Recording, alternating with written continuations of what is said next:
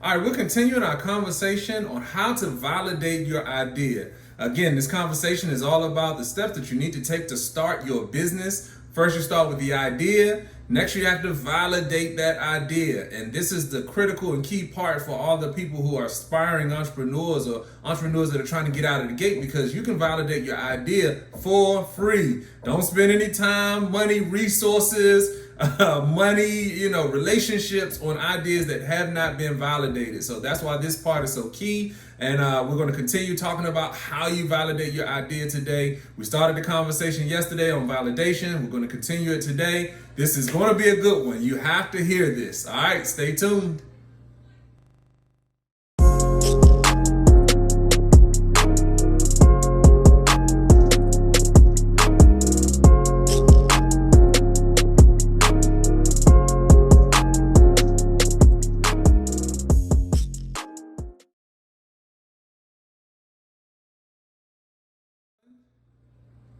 What's up, YouTube? Welcome to the Tremain Show. I'm Tremain Davis, and today we're continuing our conversation on how to validate your idea for free.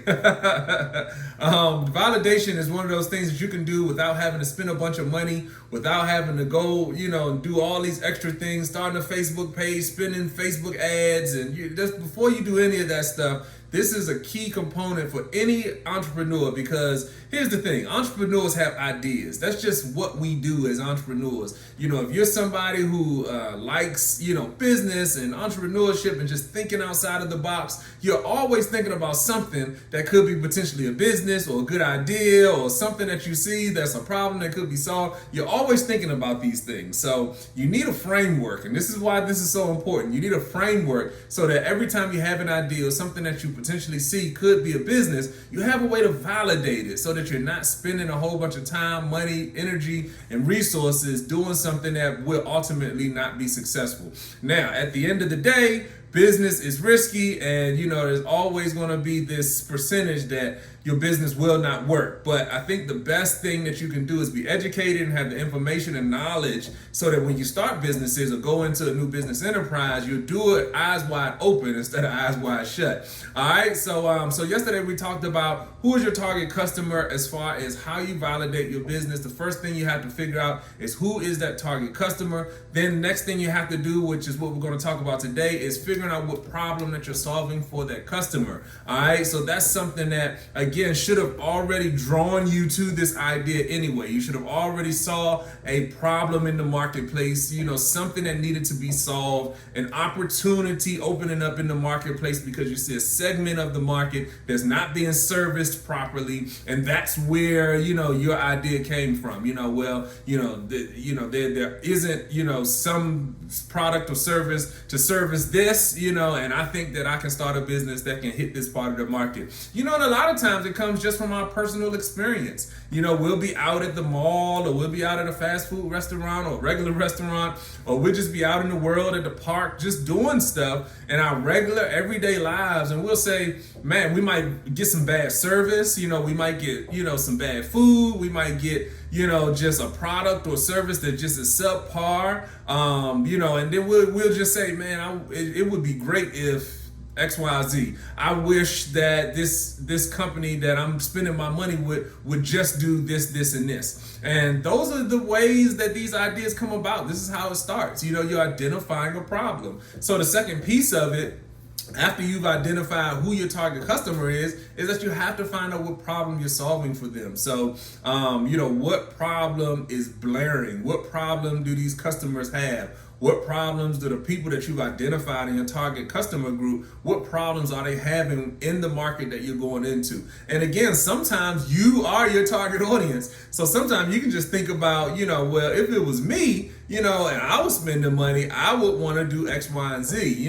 This is a problem. This is something that you can deal with just by thinking through some of your own personal experiences sometimes, like where the problems in the market that you're going into, what those problems are. So you want to be able to solve a specific problem for the group of people that you decided are going to be in your target audience. All right, I'm going to say a statement. The best businesses, and I want you to write this down, the best businesses solve a specific problem for a specific group of people. And I feel like I've said that before on this channel, but it is so true. Businesses have to solve a specific problem for a specific group of people. That is how successful businesses are made. You know, every successful business on the planet can answer that question. They have something that they're solving for a specific group of people. You know, Amazon, IKEA. I love IKEA as a case study. We'll talk about that one day. I mean, every car dealership, every fast food restaurant, everybody who is in business and is successful can answer this one thing. They know who their target audience is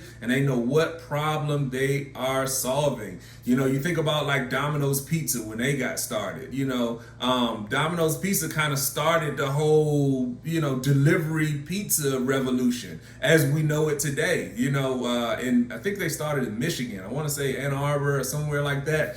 But they started on a college campus, and the guy, and I can't his name slips my mind right now, but the guy who started Domino's Pizza, he's a college student. He loves pizza, but all of the pizza places in the area were all sit down pizzerias, pizza places that were run by Italians. They did high quality, brick oven pizza that was expensive. It was good, but it was sit down restaurant style, expensive. And he was just like, look, as a college student, I just need quick pizza on the go. And that was the beginning of Domino's. He saw a problem. The problem was that there are thousands and thousands and thousands and tens of thousands of college students in this area at the college town that he was in. And, they would all eat a quick slice of pizza, but sometimes spending a lot of money for a pizza, for a college student, that's something that they're not able to do. So he said, what if there was a business that had pizza that was good, not necessarily the best pizza in the world, but just good pizza at a low price that can be delivered to a college dorm room.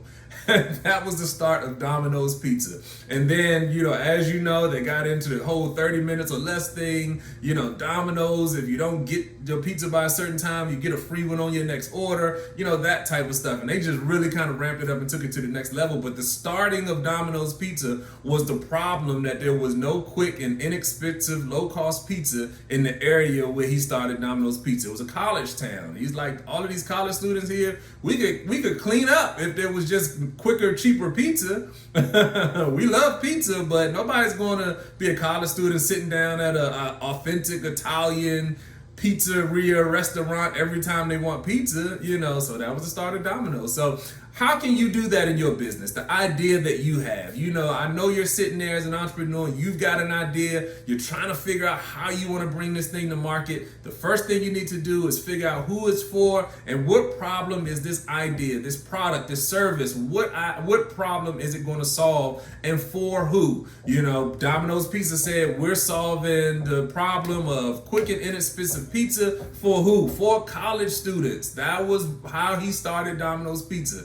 And it was perfect. And so now, of course, every Domino's is a household name. And this is 30 years later, because that was in the 70s, I believe, or early 80s or something. But that's how Domino's was born. So how's your idea going to evolve? How's your idea going to be born? This is where you start. All right. As usual, like, subscribe, share, send this information to every entrepreneur and aspiring entrepreneur that you know. Also, as usual, the best form of support is just you being here with me today, and I really appreciate you. Thank you so much. All right, I'm Tremain Davis, and I see you all tomorrow on the next video. Peace.